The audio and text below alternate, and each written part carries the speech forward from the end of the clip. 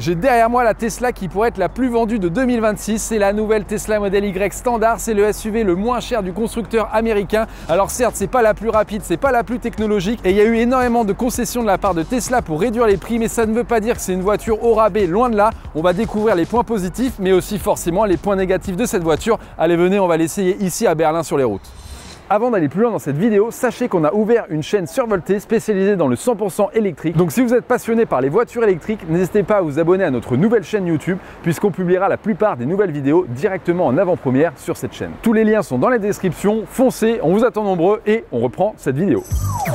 Ce qu'il faut savoir, c'est que cette finition standard a plus de 20 différences avec le reste de la gamme premium. On va voir tout ça ensemble et ça démarre ici avec le design, avec cette face avant. À l'avant, fini le bandeau LED et fini aussi les phares à 2 étages. Ici, tout est sur le même niveau horizontal et comme on peut le voir, on a toujours des phares à LED mais qui sont vraiment à gauche et à droite sans cette énorme signature lumineuse devant. Alors à titre perso, j'aime un peu moins, je trouve que ça fait moins futuriste, un peu moins science-fiction, mais je sais que certaines personnes préfèrent comme ça. Autre différence, on perd les phares matriciels. Alors si vous vous demandez ce que c'est une fonctionnalité qui est terrible, qui est vraiment très pratique la nuit. En gros, vous êtes constamment en plein phare et la voiture va venir masquer certaines zones de vos phares pour éviter d'éblouir les voitures qui arrivent en face ou les voitures que vous suivez. Et ça, c'est vraiment un confort de dingue quand vous roulez souvent la nuit, puisque en fait, vous voyez très bien. Donc là, fini, on est sur des phares LED classiques qui éclairent quand même très bien, mais automatiques, c'est-à-dire qu'ils vont passer de feu de croisement à plein phare de manière autonome avec la caméra lorsque vous allez croiser quelqu'un. On perd un peu en confort la nuit. La petite caméra à l'avant est présente comme sur le reste de la gamme et franchement ça merci Tesla parce que comme on va le voir pour se garer ça facilite vraiment les choses et aussi pour la conduite autonome. Sur le côté venez voir on a une nouvelle roue, nouvelle jante de 18 pouces avec ici un enjoliveur qui fait clairement un peu Cybertruck, Cybercab. On aime ou on n'aime pas mais clairement c'est un style qui est pas dégueu je trouve et ça fait pas du tout la jante en tôle. Et croyez-moi vous n'avez pas trop envie de l'enlever. Après sur le côté il n'y a rien d'autre qui change, on conserve le format SUV 4,70 m de long, donc bon, c'est quand même un beau bébé, mais le design extérieur, on ne va pas reconnaître ce modèle standard d'une autre version, sauf avec les jantes. Par contre, à l'arrière, c'est pas du tout la même histoire. Comme vous pouvez le voir, on a un design qui est radicalement différent, limite encore plus différent que l'avant. Alors, on perd l'immense barre lumineuse ici, qui en plus était à éclairage indirect. C'était un peu une première dans l'industrie et je trouve que ça donnait un cachet vraiment terrible à la Model Y. Là, on est sur quelque chose qui est beaucoup plus simple. Bon, là, on sent qu'il y a une réduction des coûts qui a été opérée sur le design. Alors, encore une fois, c'est pas du tout cheap, c'est pas moche et tout, mais on sent qu'il y a une petite différence. Le béquet est légèrement différent, bon ça vraiment ça paye pas de mine. Petit fun fact, la vitre arrière c'est la même que l'ancienne Model Y. À l'avant, on a bien sûr le frunk qui est un coffre avant. Alors ça, les amateurs de voitures électriques connaissent très bien. Ici, il a été revu pour être plus simple, moins cher. Et en gros, ça veut dire quoi? C'est de la feutrine, alors que normalement, c'est du plastique bien dur. Normalement, il y a un drain pour si jamais il y a de l'eau, je sais pas, vous mettez un poisson, vous mettez des glaçons, etc. Ça peut s'écouler par-dessous. Là, il n'y a pas du tout ça. Et surtout, normalement, on a un joint ici qui va venir hermétiser le coffre avant, ce qui vous permet par exemple de transporter de la nourriture en évitant de perdre trop de chaleur ou des choses comme ça. Et bien là, non, pas du tout. C'est un frunk qui est très simple. Alors, je vais être honnête avec vous, ça ne va pas changer la face du monde. On a toujours un coffre avant, ce qui est très pratique. Et en vrai, oui, ces petites contraintes, pour moi, ça n'en est pas vraiment au quotidien, sauf pour des cas très précis. Par contre, gros point positif, c'est qu'on peut le fermer à une seule main, il se ferme tout seul. Et ça, il faut que Tesla le fasse sur tous ses modèles. Ce que j'adore, c'est que ce Model Y standard ne perd pas son habitabilité, sa capacité d'emport. On a un coffre immense de 800 litres avec ici le sous-coffre qui est compté dans les 800 litres, c'est vraiment énorme. Personne dans la concurrence ne réussit à faire aussi bien ou mieux dans cette gamme de tarifs et dans cette gamme de segments d'une voiture de 4,70 m de long. Petite déception, il n'y a pas de plage arrière pour venir cacher un petit peu les affaires qu'on a dans le coffre. Alors peut-être que c'est parce que c'est un véhicule de pré-production à vérifier. Et puis dans tous les cas, il y a quand même les supports, donc on peut sûrement l'acheter séparément. À l'intérieur de ce nouveau Tesla Model Y Standard, ce qui saute aux yeux quand on est à la place conducteur, c'est en fait l'usage de tissu sur les contreportes, à la place du cuir, du daim sur les autres versions. Sur la planche de bord, on a également ce même tissu. Alors, c'est pas cheap, hein. Moi ça me fait un peu penser, vous savez, à Ikea, un petit peu les enceintes qu'ils avaient fait avec Sonos là. C'est une matière qui est certes pas noble, mais franchement qui fait absolument pas cheap. Et alors là on commence à rentrer dans un détail un petit peu plus particulier, c'est au niveau des rangements, au niveau de la console centrale. J'ai toujours mon petit accoudoir avec un beau rangement, franchement ici, les deux portes gobelets, mais au milieu on a ce qu'on appelle un peu une console centrale flottante. Alors on peut, oui, certes mettre un gros sac à dos, mais avant c'était fermé, on pouvait ranger énormément de choses là-dedans et c'était pas visible de l'extérieur, donc ça tentait pas les voleurs. Et là j'ai un peu un doute parce que le coffre arrière est énorme, il y a un coffre à l'avant, pourquoi on voudrait mettre un gros truc ici comme un sac ou un carton? Moi j'ai un petit doute là-dessus. Forcément c'est une économie et je pense que c'est juste ça. Là c'est pas un avantage. L'autre grande différence à l'intérieur, regardez, c'est ces sièges qui sont en tissu, en textile, avec un petit peu de cuir vegan sur les côtés, comme ce que fait Tesla habituellement en termes de cuir. Mais ce textile là, moi je sais pas trop quoi en penser. Alors ça fait pas cheap encore, hein. Quand on compare au cuir des versions premium, oui c'est un peu moins beau, c'est un peu moins bien. Est-ce qu'en termes d'entretien c'est mieux? Je sais pas, puisqu'un cuir quand même ça se nettoie assez facilement, alors qu'ici si on fait des tâches, je pense que ça peut être beaucoup plus compliqué à faire partir, mais au moins en effet ça réduit les coûts. Et puis je pense que par rapport à des voitures qui coûtent le même prix en thermique ou un poil moins cher, ça fait pas cheap du tout et je préfère ce type de textile avec un peu de cuir que ce qu'on a chez les françaises où vraiment c'est du tissu qui est un peu barbant, quoi. Parfois je trouve que Tesla va un peu trop loin dans la réduction des coûts, puisque une autre différence c'est les réglages des sièges. Vous savez, normalement vous avez une petite molette sur les côtés, c'est réglable électroniquement et tout ça. Et bien là il y a la même chose, sauf que la molette est déportée directement sur l'écran. Et ça, on va pas se mentir, c'est un peu moins ergonomique, on est obligé de regarder l'écran, on appuie. Moi je préfère quand même quand c'est sur le côté, mais l'avantage c'est qu'on conserve des réglages électroniques. C'est-à-dire que là j'ai le profil, Vincent, c'est moi qui conduis, et bien si quelqu'un d'autre va venir dans la voiture, va choisir son propre profil, le siège va se régler à sa taille. Donc en fait finalement il faut régler une seule fois et ensuite on l'oublie. Donc pourquoi pas, on peut en effet enlever cet élément qui est physique, puisqu'on s'en sert très très peu. Par contre, là je pense que c'est aller un poil trop loin, c'est le réglage du volant. Avant, le volant on le réglait avec les petites molettes, c'est-à-dire que c'était électronique, on le réglait en hauteur et en profondeur. Et bien là c'est comme à l'ancienne, c'est-à-dire que sur la colonne de direction, on a un petit clapet qui nous permet en fait de venir le régler manuellement. Et le problème, normalement avec le profil sur les autres versions des Tesla Model Y ou même Model 3, on change le profil et tac, le volant va se régler exactement comme le siège.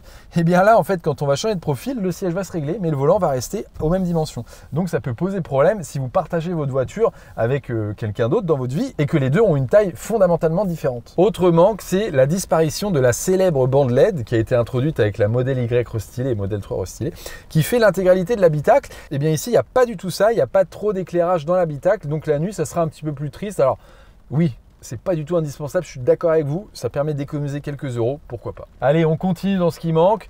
Il n'y a pas de filtre HEPA. En gros, dans les modèles Y, il y a un filtre qui est tellement performant que c'est les mêmes types de filtres qu'on a dans les endroits médicalisés, dans les hôpitaux. Ça peut vraiment filtrer toutes les bactéries. Et bien ici, sur la modèle Y standard, il n'y a pas ce filtre. Alors, on peut s'en passer. Dans les endroits qui vont être très pollués, en France ça va, on a de la chance, mais certains pays avec beaucoup de pollution, on regrettera la disparition de ce filtre. Attention, là j'ai donné toutes les différences de la Model Y standard avec les versions premium. Faut pas oublier qu'on reste sur une voiture qui est très très bien finie, je trouve, pour le prix, on retrouve tous les éléments. Le volant, l'écran au milieu, l'écran d'infodivertissement qui pour moi est fou et c'est le meilleur infodivertissement, le meilleur écran sur une voiture qu'on trouve actuellement en Europe, hein, point barre. Franchement, on fait mieux en Chine, oui, avec Xiaomi, mais on ne les trouve pas en Europe. Et quand vous passez d'une voiture thermique, d'une Peugeot, d'une Renault, peu importe quelle voiture, franchement, là vous allez halluciner. C'est un iPad que vous avez au milieu qui est très pratique, très fonctionnel. Alors oui, on n'a pas de bouton physique, quelques-uns sur le volant,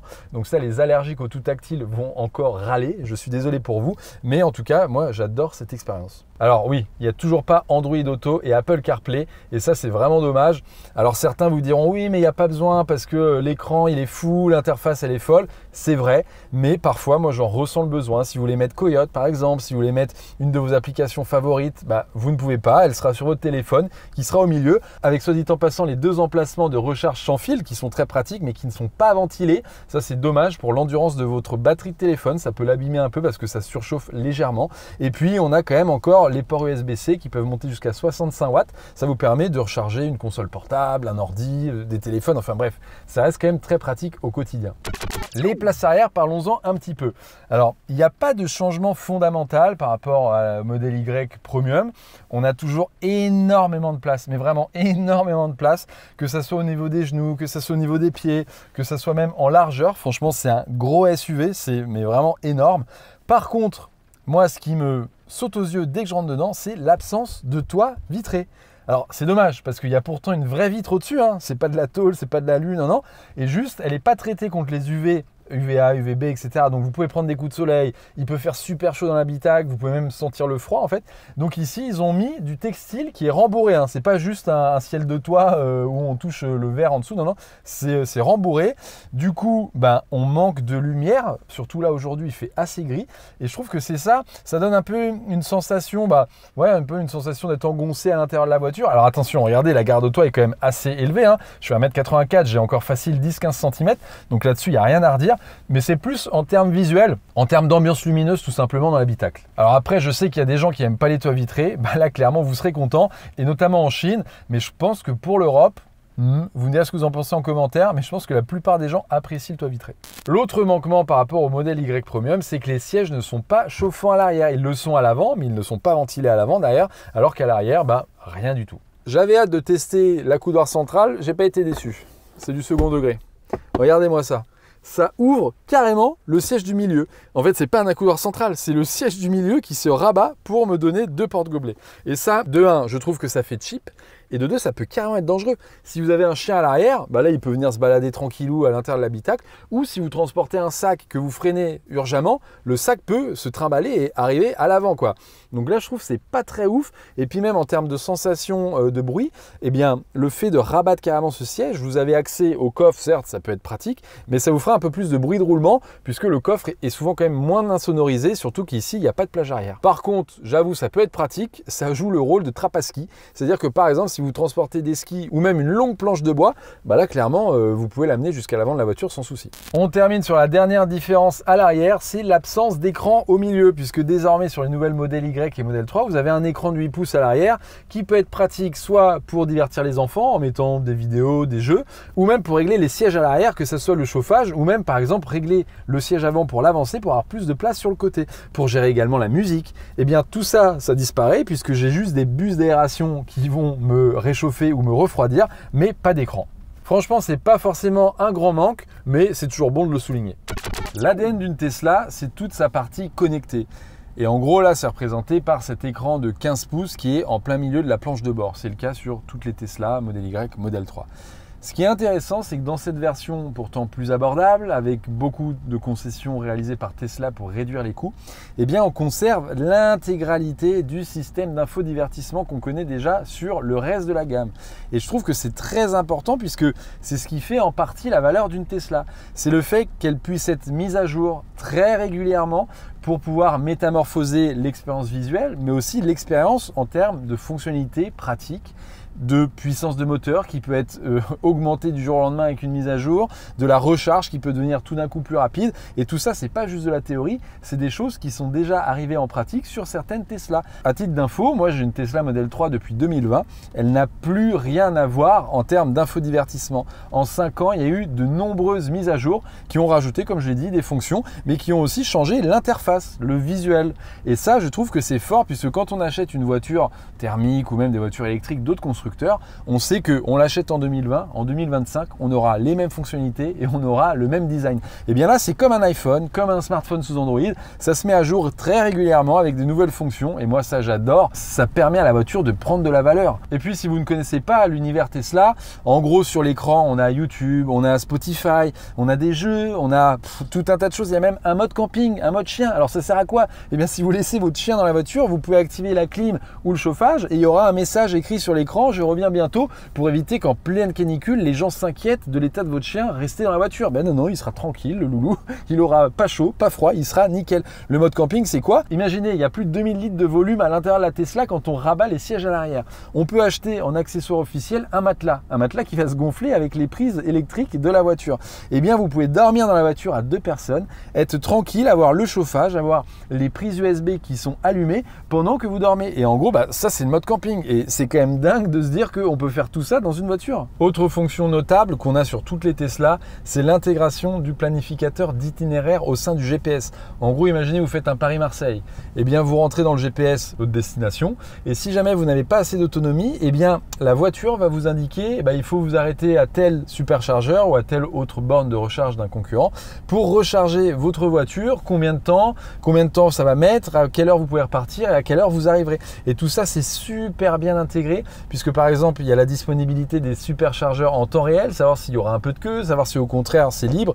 Et je trouve que le système est très bien fichu. Alors certes, l'intégration des bornes concurrentes de Total, de Unity est pas très bonne, on va pas se mentir, mais l'intégration du réseau Tesla, elle est parfaite. Et en France, en Europe, on n'a pas à se plaindre là-dessus. Le maillage est vraiment excellent avec beaucoup de bornes partout. L'audio n'a pas été laissé de côté. Alors certes, on n'a pas les subwoofers et les 15 haut-parleurs de la version premium, mais on a les 7 haut-parleurs qu'on trouvait déjà sur les versions propulsion d'entrée de gamme. Franchement, ça suffit déjà amplement. Il y a beaucoup de basses. Franchement, c'est assez sympa. Alors oui, on n'aura pas le son de ouf sur Roon avec énormément de basses des 2 caissons de basse des versions premium, mais franchement, ça fait le taf et c'est largement suffisant et c'est beaucoup mieux que de nombreuses voitures de série. Allez, premier tour de roue dans cette nouvelle modèle Y standard. On vient de quitter l'usine de Berlin, la Gigafactory de Berlin. Là, on rentre sur une autoroute. Si vous avez déjà roulé dans une Tesla, vous connaissez franchement le kiff de rouler dans une voiture électrique. Qui plus est une Tesla, la direction, elle est quasi parfaite. Le freinage, franchement, il est quasi parfait. Il y a peut-être que Porsche qui fait un petit peu mieux. Les sensations de conduite, on a vraiment l'impression de faire corps avec la voiture quand on est en conduite manuelle comme là, actuellement sur l'autoroute. Là, on retrouve tout à fait ces mêmes sensations. Et ça, franchement, c'est un gros kiff parce qu'on pourrait penser voiture au rabais et donc du coup voiture un peu moins fun à conduire. Non, non, on a toujours ce petit fun, ce petit, comme je vous dis, les sensations de conduite sont là. Alors attention, on a une petite régression de la puissance puisqu'on a autour de 200 chevaux. En termes de chiffres, oui, le 0 à 100 est réalisé en 7,2 secondes. Donc c'est quand même plus long que la modèle Y propulsion avec la même batterie, mais du coup un moteur qui est plus puissant. L'autre grande différence avec les autres modèles Y, c'est sur le double vitrage. On sent que le double vitrage est absent, clairement. C'est quelque chose qui est, là pour le coup, très perceptible. Alors certes, assez subjectif, ça va dépendre de votre oreille, de votre perception. On entend les pneus des autres véhicules, on entend les bruits d'air qui sont déplacés, on entend un petit peu toutes ces choses-là qu'on entendait beaucoup moins dans la modèle Y Performance restylée qu'on a pu tester il y a quelques jours seulement. Donc là, vraiment, on peut faire cette différence. Ça peut paraître pas grand-chose dit comme ça, mais sur long trajet, ça va faire une grande différence en termes de fatigue. En revanche, les bruits de roulement des roues, des pneus sont, je trouve, assez bien filtrés. On les entend pas trop, c'est surtout des bruits de vent qui viennent taper sur le pare-brise et sur les vitres latérales. On va tester ce nouveau moteur qui est un peu moins puissant pour faire une belle accélération. Je vais ralentir un petit peu pour voir ce que ça peut être une reprise. Par exemple, je vais me mettre quasiment à 80. Hop, je me rabats. Allez, reprise. C'est parti. Oui, alors c'est pas fou, clairement. On sent que c'est moins puissant que les précédentes versions. Mais franchement, c'est pas du tout abusé. Dans le sens où on se sent assez en sécurité quand même. Là, j'ai fait un 80 à 110, je dirais. Ça reste quand même beaucoup plus rapide que, je pense, la majorité des voitures qui sont en circulation en Europe. Parce que y a beaucoup de voitures thermiques où il y a moins de couple, il y a moins de puissance. Et là, on a la réactivité du couple de la voiture électrique qui est quand même assez sympa. Donc franchement ça va. On est loin de la voiture au rabais où on attend que ça monte en régime pour doubler, on est accroché au volant avec la petite goutte de sueur en mode est-ce que je vais pouvoir doubler. Si vous venez d'une voiture thermique, vous n'allez pas être déçu. Si vous venez d'une voiture électrique un peu plus puissante, oui, peut-être que ça peut vous manquer un peu de chevaux. Mais ça reste vraiment bien. Une autre différence en termes de conduite qui est peut-être un poil moins perceptible parce que ça va se jouer à pas grand chose je pense et sur certaines routes, c'est les suspensions qui sont beaucoup plus simples ici sur cette Model Y que sur les autres versions des Model Y qu'on appelle maintenant Model Y Premium. Pourquoi? Puisque en gros les suspensions perdent leur technologie à fréquence variable, c'est-à-dire qu'elles vont s'adapter un petit peu à leur environnement. Là on est 100% sur des suspensions passives, ça veut dire que ça va peut-être un petit peu plus sautiller, ça veut dire qu'on va sentir un petit peu plus les gros chocs par exemple à basse vitesse quand on va passer sur des dos d'âne. Donc voilà, on perd un petit peu de confort. En parlant des pneus, on a des nouvelles jantes de 18 pouces. Alors il faut savoir que jusqu'à présent, le plus petit qu'on avait c'était 19 pouces sur la Model Y, 18 pouces c'était sur le Model 3.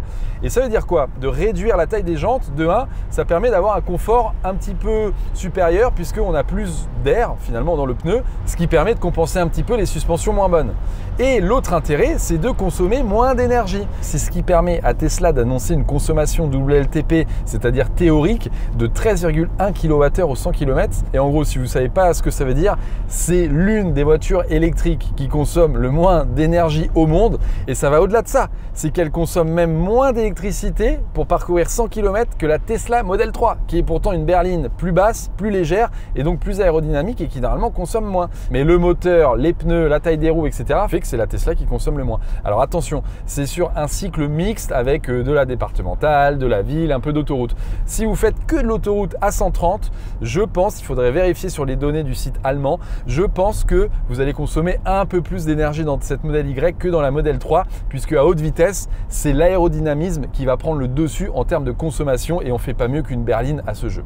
Là, je parlais de consommation et forcément, eh bien, ça va se ressentir sur l'autonomie puisque on reprend le même pack batterie de la Tesla Model Y propulsion avec la petite batterie, c'est-à-dire une chimie LFP, lithium fer phosphate sans cobalt, qui va nous permettre d'avoir une autonomie de 534 km sur le cycle WLTP, donc le cycle théorique. Et ça, franchement, les amis, c'est très très bon pour le prix puisque à titre perso, j'ai une Tesla Model 3 avec 400 km d'autonomie et je pars quand même en Belgique, au Portugal, je fais des road trips. Donc là, on a encore plus d'autonomie. Donc franchement, vous pouvez traverser la France et l'Europe dans cette voiture sans aucun souci. Petite déception pour la conduite de nuit, les rétroviseurs ne sont plus photochromatiques, c'est-à-dire qu'ils ne vont pas s'assombrir lorsque vous êtes suivi par des voitures avec les phares et donc ça sera un peu moins confortable, ça éblouira légèrement le conducteur ou même le passager. Donc ça, bon, c'est peut-être un petit peu radin. Bon, après, les plus anciens d'entre vous me diront, ça fait des années qu'on conduit sans rétroviseur photochromatique et on s'en sort. C'est vrai.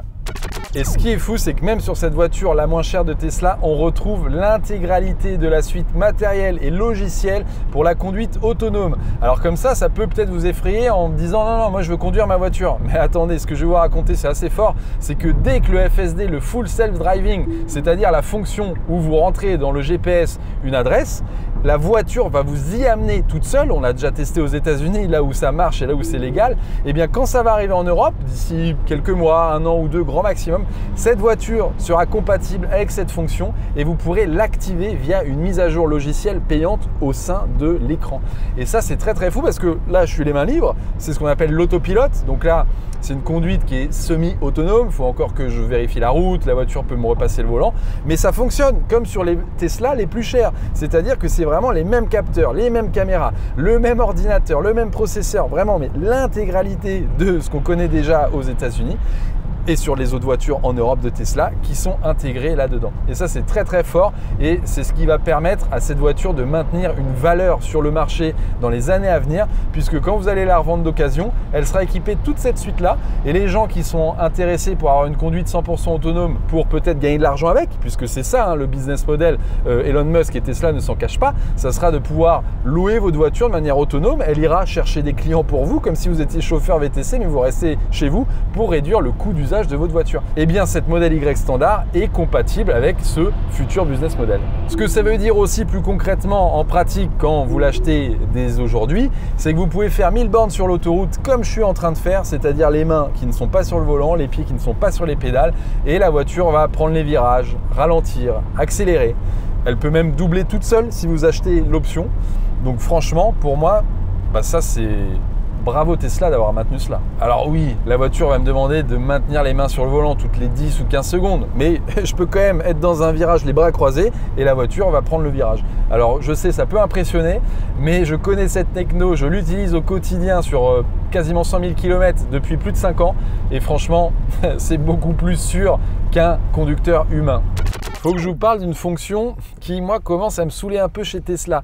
C'est l'absence de vue à 360 degrés. Par exemple, là, je vais me faire un petit parking, hop, petit créneau, etc. Ok, j'ai une caméra à l'arrière, j'ai maintenant une caméra à l'avant, et ça, heureusement, parce que ça change beaucoup de choses. J'ai un genre de vue à 360 degrés qui est en 3D, qui est, je trouve, assez dégueulasse. En toute transparence, on se rend assez peu compte dans l'environnement immédiat. Et en fait, clairement, actuellement, Tesla ne peut pas faire de véritable vue à 360 degrés puisqu'il manque 2 caméras sur les côtés qui pointent vers l'avant. Et même avec la nouvelle caméra avant, eh bien, ça manque de détails. Et donc, par exemple, je trouve que c'est plus simple de se garer dans une voiture, même thermique, avec la vue à 360 que là, dans cette Tesla. Et ça, c'est dommage parce que Elon Musk nous le promet depuis des années et il n'y en a toujours pas. Et oui, le Tesla Vision, ok, c'est mieux que rien, mais c'est pas si pratique, je trouve. Certains me trouvent parfois trop dur sur le sujet. Mais quand on a conduit une Xpeng, une Smart, et qu'il y a des caméras qui pointent sur les roues à l'avant, sur les jantes directement, en fait, c'est un tel bonheur, puisque vous savez, ça coûte cher des jantes, ça coûte cher quand on les frotte sur le trottoir pour les refaire. Et bien là, en fait, on ne voit pas, on a vraiment un angle mort sur le côté avant, surtout que c'est une grosse voiture, elle est assez balèze quand même. Et donc, je trouve que l'absence de caméra à l'avant sur les roues avant, moi, je trouve que c'est plus possible. En termes de consommation réelle, on a relevé autour de 20 kWh au 100 km, sachant qu'il pleuvait, et ça fait augmenter la consommation de 10 à 20%, donc c'est à prendre en compte. Qu'également, on a préchauffé la batterie pour aller la recharger, donc pareil, ça a consommé de l'énergie. Mais en gros, sur autoroute, on peut tabler sur un 18 kWh au 100, je pense, à 130 largement sans faire d'effort, vu les roues, etc. Et puis, j'avoue, on a aussi un petit peu accéléré, on s'est amusé avec la voiture. Donc franchement, c'est une consommation qui paraît très raisonnable. Et sachant que la consommation WLTP, oui, elle est assez faible. Et en réalité, vous serez sûrement au-dessus si vous faites souvent de l'autoroute, des voies rapides ou autres. Mais on peut très bien comparer facilement avec les autres voitures, les autres Tesla, mais aussi les autres concurrents. Et vous dire en toute confiance que c'est l'une des voitures électriques qui consomme le moins d'énergie au monde, tout simplement. Je viens de brancher la Tesla sur un superchargeur pour tester la recharge rapide. Alors la bonne nouvelle, c'est qu'ici on a la batterie LFP. Certes, on a un peu moins d'autonomie que les versions grande autonomie, mais cette batterie de chimie LFP est beaucoup plus flexible puisque par exemple on peut la recharger à 100% tous les jours sans avoir peur de la dégrader, contrairement aux grosses batteries chez Tesla. Et surtout la vitesse de recharge, elle est assez élevée puisque là tout à l'heure on a branché à 35% et elle est montée directement au pic encore à 180 kW, alors que là je vois par la fenêtre elle est à 50% et elle est encore à 160 kW, c'est énorme. Ça veut dire que le 10 à 80%, on ne sait pas exactement en combien de temps on va le réaliser. On s'est branché à 30%, donc voilà, on n'a pas les infos. Les premières données, c'est quelque chose autour de 20-25 minutes. C'est très rapide puisque les grosses batteries chez Tesla, c'est plutôt 30 voire 35 minutes. Donc en effet, on a moins d'autonomie, mais ça se recharge plus rapidement. Donc franchement, c'est une très bonne nouvelle pour cette version la plus abordable qui reprend une batterie vraiment très performante de chez Tesla. Et l'avantage par rapport à la concurrence, c'est comme on l'a vu, la voiture consomme assez peu. Elle est compatible avec les Tesla superchargeurs sans payer d'abonnement, ce qui permet d'avoir un prix au kilowattheure, c'est-à-dire le prix au 100 km, qui est vraiment très intéressant par rapport à la concurrence. Et alors par rapport au thermique, on n'en parle même pas. Ici, on va payer 2 à 3 fois moins cher que le plein d'une essence pour parcourir 100 km. Par contre, ce qu'on ne sait pas, c'est si cette Tesla Model Y est compatible avec la recharge bidirectionnelle V2L, c'est-à-dire que la Tesla Model Y Performance aux États-Unis, on peut venir brancher directement sur cette prise des appareils électriques. Un four électrique, un four à pizza, un vélo électrique que vous pouvez recharger, voire même une autre voiture pour recharger une autre voiture. Et en Europe, pour l'instant, ce n'est pas le cas, mais ça pourrait arriver dans les prochains mois et peut-être que cette voiture pourrait être compatible avec juste une petite mise à jour logicielle. Mais ça n'a pas encore été confirmé officiellement par Tesla. Avant de vous donner mon avis sur cette nouvelle Tesla Model Y, on va faire un petit tour d'horizon de la concurrence et aussi voir son prix. Alors en gros, en France, elle démarre à partir de 39 990 € et elle est éligible au bonus écologique puisqu'elle est fabriquée juste ici à Berlin en Europe. Donc ça, c'est une bonne nouvelle pour réduire encore plus le prix de la voiture. En termes d'options, c'est simple, il n'y en a quasiment pas. On ne peut pas choisir d'autres jantes. La peinture, il n'y a que 2 options de peinture. Donc la blanche ici qui est de série gratuite et 2 autres, c'est le noir et le gris comme nous on a ici en gris. Du point de vue de la concurrence, c'est très simple. aucun constructeur ne parvient à sortir une voiture à ce prix-là avec autant d'autonomie, une recharge aussi rapide, à l'intérieur énormément de fonctionnalités, de confort, d'habitabilité. Les coffres sont gigantesques, l'infotainment il est fou, elle est compatible avec le FSD dès qu'il arrivera en Europe, il y a l'autopilote, les performances sont pas du tout déconnantes. Enfin bref, la proposition est vraiment énorme. On peut citer la Renault Mégane E-Tech, on peut citer le Skoda Enyaq, l'ID4 de Volkswagen, quoi d'autre encore, la Xpeng G6, mais à chaque fois, oui, certaines vont recharger plus vite, certaines auront plus d'autonomie, certaines, je sais pas, auront peut-être plus de coffre, mais non, même pas, ça n'existe pas. Donc en gros, là, c'est vraiment l'intégralité de la proposition qui, pour le prix, on a le meilleur rapport qualité-spécification-prix du marché, point barre. La grande question, c'est de savoir si ça vaut le coup de mettre 5 000 € de plus pour avoir une version premium avec un meilleur sono à l'intérieur, avec une autonomie supérieure, mais avec une rechargement rapide, avec quoi d'autre, justement les sièges en cuir, enfin tout ce qu'on a vu dans la vidéo, ça, je vous laisse vous faire votre propre choix. Mais en tout cas, à 40 000 €, pour moi, c'est un banger. Elle va se vendre comme des petits pains pour les flottes d'entreprise ou pour les particuliers qui n'ont pas forcément envie d'avoir la meilleure des Tesla Model Y. Et franchement, elle fait le taf, mais largement suffisamment pour le quotidien. Il n'y a aucun souci pour partir en vacances, enfin bref, pour répondre vraiment à tous les usages. Donc après, c'est plus vous. Est-ce que vous voulez davantage de confort? Enfin voilà, savoir si vous êtes prêt à débourser plus d'argent. Mais en tout cas, là, le rapport qualité-prix, il est très bon.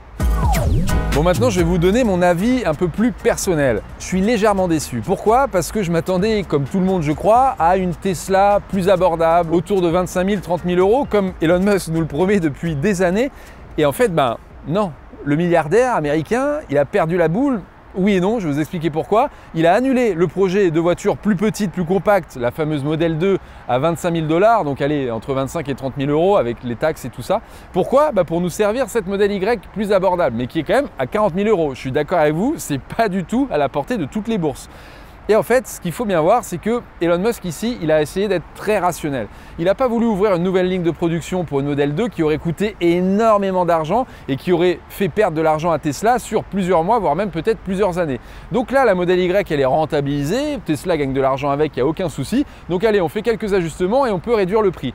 Mais les rumeurs récentes nous indiquent que Tesla n'aurait pas abandonné pour autant le projet justement de voiture à 25 000 $. Ça pourrait être le Cybercab qu'on connaît déjà, qui n'a pas de volant, pas de pédale dans un futur assez proche avec le FSD, mais qui pourrait pourquoi pas justement jouer le rôle de Model 2. Et pourquoi Elon Musk n'a pas voulu se précipiter? C'est très simple, pour l'intelligence artificielle et la robotique. En gros, il préfère mettre ses billes, mettre son argent pour que les Tesla puissent conduire toutes seules en toutes circonstances, pour que justement vous n'ayez pas besoin d'être à l'intérieur. Et pour lui, c'est ça qui va permettre d'avoir une valeur énorme pour la voiture et pour son entreprise Tesla. Donc c'est clairement un pari à long terme. Il n'a pas fait le choix des constructeurs traditionnels qui essayent de réduire les coûts. On a Renault avec la Twingo qui arrive à 20 000 € ou la R5 à 25 000 €. Il a décidé de prendre un autre chemin totalement différent, la robotique et l'intelligence artificielle, chose qu'aucun autre constructeur dans le monde a fait avec autant d'argent et autant de vision. Alors les Chinois commencent à arriver là-dessus, mais on n'est pas encore au niveau de Tesla. Donc là, c'est un petit peu le futur qui nous dira si Tesla avait raison ou pas, si ça va devenir l'une des entreprises les plus valorisées au monde et qui vont vendre des voitures par palette, ou si au contraire ce choix va sceller le sort de Tesla et que Tesla soit absorbé, racheté ou même fasse faillite. Franchement, rendez-vous dans 5-6 ans pour en avoir le cœur net. Je suis assez curieux d'avoir votre avis. Alors d'abord sur cette voiture, qu'est-ce que vous en pensez? Est-ce qu'elle vaut les 5 000 € de moins que ses grandes sœurs? Et aussi sur un peu tout le speech que je viens d'avoir sur l'IA, sur la robotique. Est-ce que vous pensez qu'Elon Musk et Tesla font le bon choix? Ou est-ce qu'au contraire, il faudrait une voiture plus abordable avant d'avoir ces délires un peu de conduite 100% autonome, qui est déjà plus ou moins fonctionnel aux États-Unis, mais avec quelques limites, je vous l'accorde. J'espère que vous avez bien aimé cette vidéo. Quant à moi, je vous dis à la prochaine pour un futur sujet survolté. Et puis d'ici là, n'hésitez pas à liker cette vidéo si elle vous a plu, laissez un petit commentaire, ça nous fait toujours plaisir. Et puis également nous suivre sur tous nos réseaux sociaux, et y compris sur Twitch où on y parle tech et voitures électriques toutes les semaines.